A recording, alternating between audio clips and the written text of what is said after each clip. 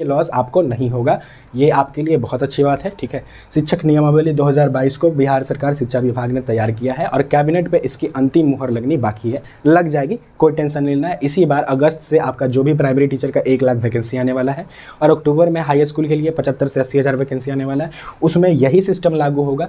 नमस्कार दोस्तों, जय हिंद। स्वागत है आपका अपने यूट्यूब चैनल प्राइम लाइव पर। शिक्षक नियमावली 2022 के ड्राफ्ट को शिक्षा विभाग के द्वारा तैयार कर लिया गया है और बिहार सरकार के कैबिनेट में बस मुहर लगना बाकी है। ये इसी बार से इफेक्टिव हो जाएगा और जो आपका वैकेंसी आने वाला है अगस्त के लास्ट में, इसी अगस्त, जुलाई है अभी, जस्ट अगस्त आएगा, तो अगस्त के लास्ट में तकरीबन 1 लाख प्राइमरी टीचर का भर्ती का वैकेंसी आने वाला है और फिर आपका अक्टूबर में हाई स्कूल के लिए 75 से 80 हज़ार शिक्षकों का वैकेंसी आने वाला है। तो जितने भी शिक्षक अभ्यर्थी हैं जो इस काउंसलिंग में कहो कि जो भाग लेना चाहते हैं, उनके लिए एक बहुत बड़ा गुड न्यूज़ है, एक अपडेट है। मैं आपको बताऊंगा कि शिक्षक नियमावली 2022 में किस तरीके से चेंजेस हुआ है जो आपको फ़ायदा पहुंचा सकता है। ठीक दोस्तों, शिक्षक नियमावली 2022 के तहत प्राइमरी स्कूल में जितनी भी भर्तियां होंगी क्लास 1 to 5 के लिए, ठीक है, क्लास 1 to 5 के लिए जितनी भी भर्तियां होंगी उसके लिए 40-60 का वेटेज बनाया गया, यानी कि 40% आपको एकेडमिक्स के मार्क्स मिलेंगे,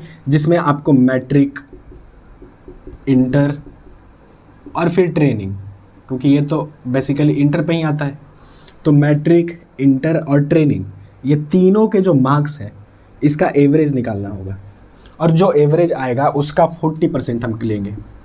ठीक, और जो आपका C TET, B TET, state जो भी है, इसका हम 60% मार्क्स लेंगे। जैसे 150 नंबर का होता है, आपके अगर 100 नंबर आते हैं तो इसका 60% 60, और इन तीनों का एवरेज कैलकुलेट करके इसका 40% उठाएंगे। और ये जो भी आया, जैसे सपोज करते हैं कि ये x आया और ये y आया, तो x और y को मिलाकर हम यहाँ पे फाइनल मेधा सूची बनाने में इसी का इस्तेमाल करेंगे। ठीक है, फाइनल मेधा सूची बनाने में हम इसी का इस्तेमाल करेंगे, यानी कि जो आपका फाइनल मेरिट लिस्ट आएगा वो इसी के बेस पे आएगा कि 40% आपके मार्क्स उठाए जाएंगे मैट्रिक, इंटर और ट्रेनिंग के एवरेज से, और फिर 60% आपके बी टेट, स्टेट या सी टेट जो भी है उसको रखा जाएगा। तो इसमें जो सी टेट मतलब कि जो आपका पात्रता परीक्षा है उसमें जो आपके मार्क्स आएंगे वो ज़्यादा मैटर करेंगे। अभी जो भर्ती चल रही थी क्लास 1 to 5 के लिए, मैं आपको बताऊंगा, उसमें इसका वेटेज काफ़ी कम मिलता था और एकेडमिक्स का वेटेज काफ़ी ज़्यादा मिलता था। ठीक, अब देखिए, जो आपका क्लास 6 to 8 में रिक्रूटमेंट होना है, तो 6 to 8 में मैट्रिक और इंटर के मार्क्स नहीं जुटेंगे, केवल ग्रेजुएशन, ठीक है, केवल ग्रेजुएशन और आपका जो प्रशिक्षण होता है, जो ट्रेनिंग होता है, ठीक है, उसका मार्क्स का एवरेज निकालना है और जो एवरेज आएगा उसका 40% लेंगे। कितना? 40% लेंगे। और फिर जो आपका बी टेट, सी टेट जो भी है, मतलब कि जो आपका टीचर एलिजिबिलिटी टेस्ट है, इसका 60% मार्क्स कैलकुलेट करेंगे और फिर अगर ये कुछ आता है और ये कुछ आता है तो दोनों को जोड़कर उसके आधार पे फाइनल मेरिट लिस्ट आपका बनाया जाएगा। ठीक है, तो इस तरीके से आप समझ सकते हो। अगर आप क्लास 8 to 10 मतलब 9 और 10 के लिए बात करो तो उसके लिए भी बिल्कुल सेम प्रोसेस है जो 6 to 8 के लिए है। ठीक, तो जो 6, 7, 8 के लिए है, 9 और 10 के लिए, 9 और 10 के हाई स्कूल के टीचर्स के लिए भी प्रोसेस आपका बिल्कुल सेम रहेगा। लेकिन अगर आप क्लास 11th और 12th में पढ़ाना चाहते हैं, 11th और 12th में पढ़ाने वाले जो टीचर्स हैं, जो शिक्षक अभ्यर्थी हैं, उनके लिए क्या होगा कि आपको पोस्ट ग्रेजुएट यानी कि आपके मास्टर्स के मार्क्स और फिर आपका ट्रेनिंग का मार्क्स, बस इनका एवरेज निकाला जाएगा। मैट्रिक, इंटर, ग्रेजुएशन पे आपका किसी भी तरह का कोई ध्यान नहीं देना है, बस पोस्ट ग्रेजुएशन और ट्रेनिंग के मार्क्स का एवरेज कैलकुलेट किया जाएगा और इस एवरेज जो भी आएगा, जैसे मान लेते हैं कि पोस्ट ग्रेजुएशन में आपका 500 नंबर है और ट्रेनिंग में आपका 400 नंबर है, ठीक, तो इसका एवरेज जो भी आएगा उसका 40% लेना है। और फिर जो आपका टीचर एलिजिबिलिटी टेस्ट है, ठीक है, जो स्टेट है आपका, उसमें जो 60% उसका उठाएंगे और जो भी आएगा, अगर ये x आता है, ये y आता है, तो x और y को जोड़कर उसके आधार पे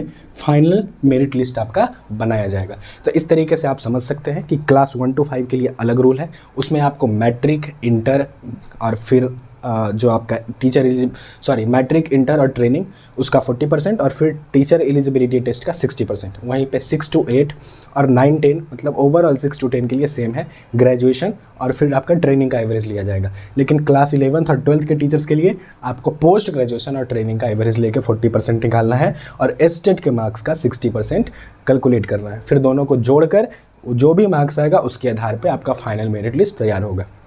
अब इसमें ध्यान देने वाली बात यह है कि जितने भी गेस्ट टीचर हैं जो ऑलरेडी सीनियर सेकेंडरी स्कूल्स में सर्व कर रहे हैं, ठीक है, जो ऑलरेडी ड्यूटी कर रहे हैं उच्च माध्यमिक विद्यालयों में, वैसे गेस्ट टीचर के लिए अलग से 5 मार्क्स बोनस दिया जाएगा, ठीक है।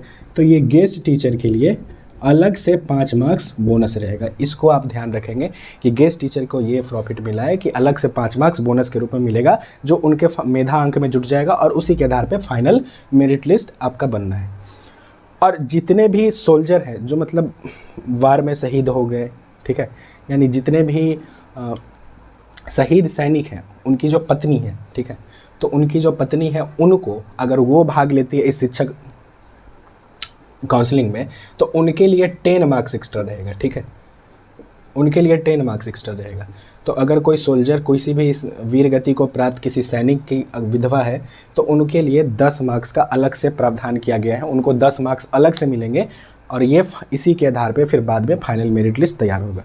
तो 2 लोगों को, एक गेस्ट टीचर को और एक फिर विडो ऑफ सोल्जर्स, ठीक है, वीर गति को प्राप्त हुए सैनिक की बीबी, उनको 10 मार्क्स अलग से मिलेंगे। तो ये मैंने आपको बता दिया। इसी के आधार पे शिक्षक नियमावली 2022 जो शिक्षा विभाग ने तैयार किया है, इसी के आधार पे अब आपका काउंसलिंग होना है, इसी के आधार पे आपका फाइनल मेरिट लिस्ट बनना है और फिर इसी के आधार पे जो रिक्रूटमेंट होगा सो होगा। जितने भी कैंडिडेट्स पहली बार इस शिक्षक भर्ती में भाग ले रहे हैं उनको मैं ये बता देना चाहता हूँ कि पहले काउंसलिंग का प्रोसेस क्या था और अब काउंसलिंग का प्रोसेस, जैसे कि मैंने आपको बताया, 40% और 60% का वेटेज दिया गया है, ठीक है।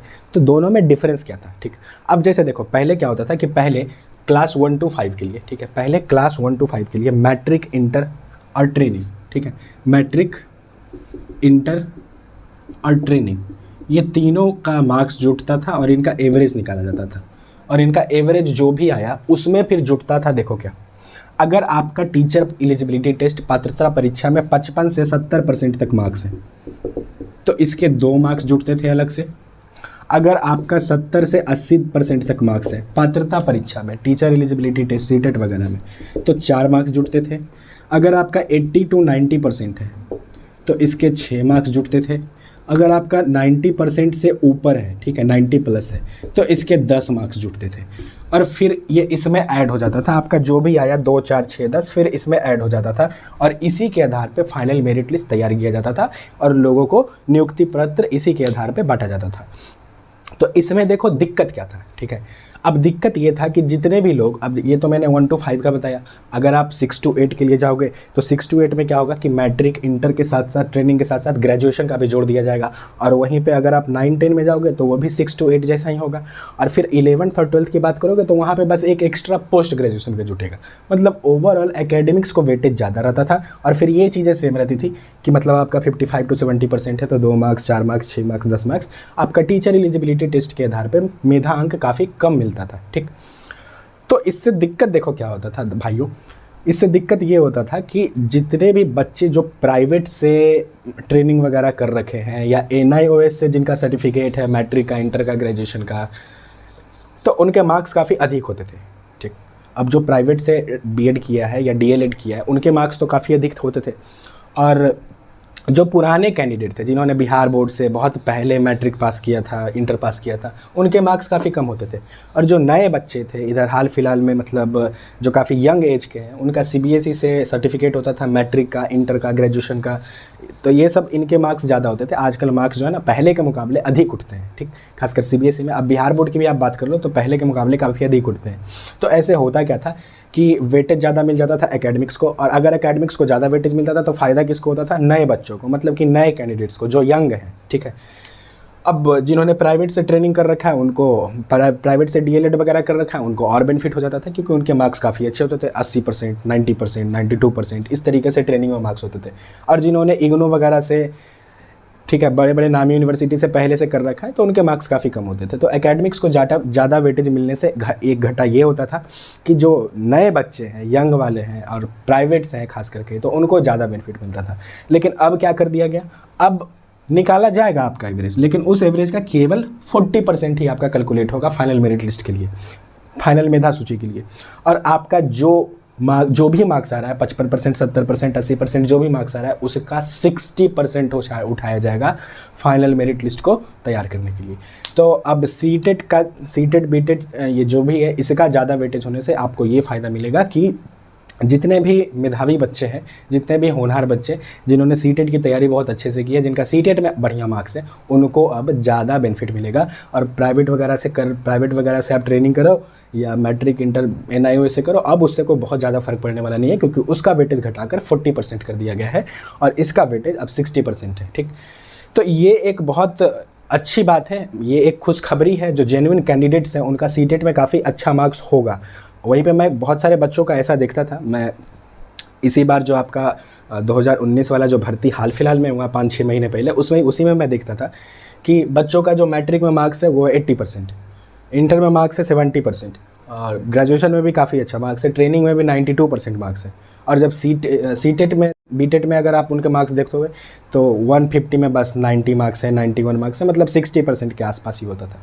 तो मुझे बहुत दुख पहुंचता था। और जो जेन्युइन कैंडिडेट्स थे जिनके बहुत अच्छे मार्क्स होते थे पात्रता परीक्षा में, बीटेट सीटेट में, उनके वो चूँकि काफ़ी पहले से कर रखे थे ये सब, तो उनके मार्क्स कम होते थे, तो उनको लॉस होता था। अब ये लॉस आपको नहीं होगा, ये आपके लिए बहुत अच्छी बात है। ठीक है, शिक्षक नियमावली 2022 को बिहार सरकार शिक्षा विभाग ने तैयार किया है और कैबिनेट पे इसकी अंतिम मुहर लगनी बाकी है, लग जाएगी, कोई टेंशन नहीं लेना है। इसी बार अगस्त से आपका जो भी प्राइमरी टीचर का 1 लाख वैकेंसी आने वाला है और अक्टूबर में हाई स्कूल के लिए 75 से 80 हज़ार वैकेंसी आने वाला है। उसमें यही सिस्टम लागू होगा कि 40% आपके एकेडमिक्स को वेटेज दिया जाएगा और 60% आपके टीचर एलिजिबिलिटी टेस्ट के परफॉर्मेंस को वेटेज दिया जाएगा। तो ये आपके लिए एक बहुत अच्छी बात है। ठीक है, आप इससे खुश हो सकते हो, आपको बेनिफिट ज़रूर मिलेगा। अब मैं यही कहना चाहूँगा कि make sure to subscribe the channel. अगर इससे रिलेटेड और भी कोई अपडेट आता है तो मैं आपको वीडियो बनाकर अपडेट कर दूंगा। Make sure to subscribe the channel, hit the like button. मिलते हैं आपसे बहुत जल्द। जय हिंद, वंदे मातरम।